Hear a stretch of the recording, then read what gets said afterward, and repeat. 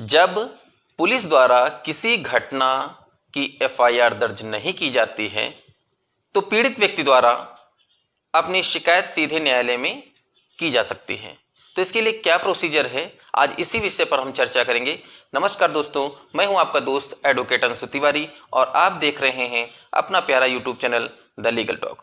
दोस्तों, वीडियो शुरू करने से पहले एक छोटा सा अनुरोध है कि यदि अभी तक आपने हमारा चैनल सब्सक्राइब नहीं किया है तो कर लीजिए, क्योंकि ऐसे ही विधि व्यवसाय से जुड़ी जानकारी आगे भी हम आपको देते रहेंगे। तो अधिक समय न लेते हुए चलिए स्टार्ट करते हैं। दोस्तों, जब हम परिवाद न्यायालय में दाखिल करते हैं तो सबसे पहला काम होता है कि न्यायालय परिवादी की परीक्षा अंतर्गत धारा 200 सीआरपीसी के तहत करता है।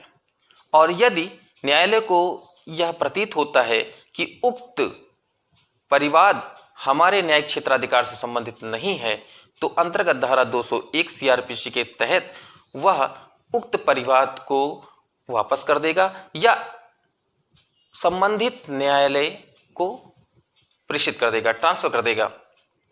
किंतु यदि न्यायालय को यह प्रतीत होता है कि उक्त परिवाद उसी के न्यायिक क्षेत्राधिकार से संबंधित है तो अंतर्गत धारा 202 सीआरपीसी के तहत वो परिवादी को साक्षी प्रस्तुत करने के लिए आदेशित करेगा और 202 सीआरपीसी में ही साक्ष्यों की परीक्षा होगी।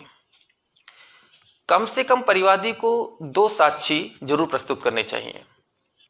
इसके पश्चात न्यायालय को परिवादी और उसके साक्षी के साक्ष्य के आधार पर यदि यह प्रतीत होता है कि उक्त मामला कारित नहीं हुआ है, उक्त घटना कारित नहीं हुई है या कार्यवाही करने के आधार पर्याप्त नहीं है, तो न्यायालय अंतर्गत धारा 203 सीआरपीसी के तहत उक्त परिवाद को खारिज कर सकता है।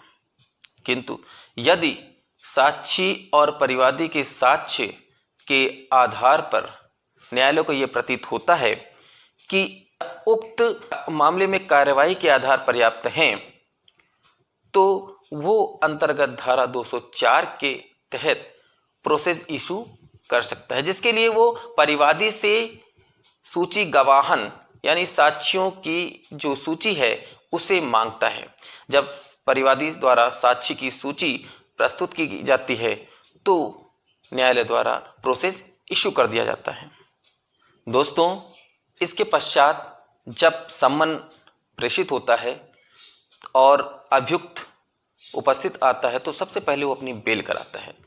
बेल करवाने के पश्चात अब ट्रायल प्रारंभ होता है।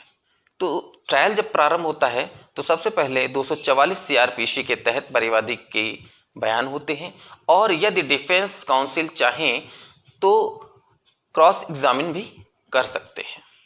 इसके पश्चात अंतर्गत धारा 245 सीआरपीसी के तहत यदि न्यायालय को यह प्रतीत होता है कि अभियुक्त के प्रति उक्त मामला नहीं सिद्ध हो रहा है, नहीं बन रहा है, तो वह उसे उन्मोचित कर सकता है, अन्यथा चार्ज बनेगा। और चार्ज बनने के पश्चात अंतर्गत धारा 246 में पुनः परिवादी व उसके साक्ष्यों की परीक्षा होगी और डिफेंस काउंसिल द्वारा उनकी प्रति परीक्षा की जाएगी, यानी क्रॉस एग्जामिनेशन किया जाएगा।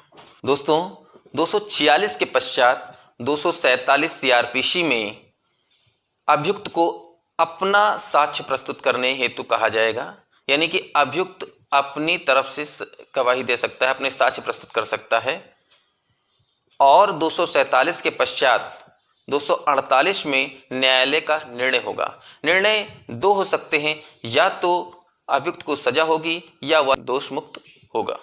इस प्रकार दोस्तों, परिवाद प्रक्रिया की आज संपूर्ण जानकारी हमने आपसे डिस्कस की और आशा ही नहीं पूर्ण विश्वास है कि हमारे वे भाई जिन्होंने अभी अभी विधि व्यवसाय में कदम रखा है उनके लिए यह अत्यंत महत्वपूर्ण होगी। इसी के साथ आज का टॉपिक समाप्त। मिलते हैं एक नए टॉपिक के साथ, तब तक के लिए नमस्कार। अगर वीडियो पसंद आई हो तो वीडियो को लाइक कीजिए, शेयर कीजिए और चैनल को सब्सक्राइब करके बेल आइकन को प्रेस कीजिए, जिससे हमारी आने वाली वीडियोस आप तक सबसे पहले पहुँचें। और किस टॉपिक पर आप वीडियो चाहते हैं कमेंट सेक्शन में कमेंट करके ज़रूर बताइए। धन्यवाद।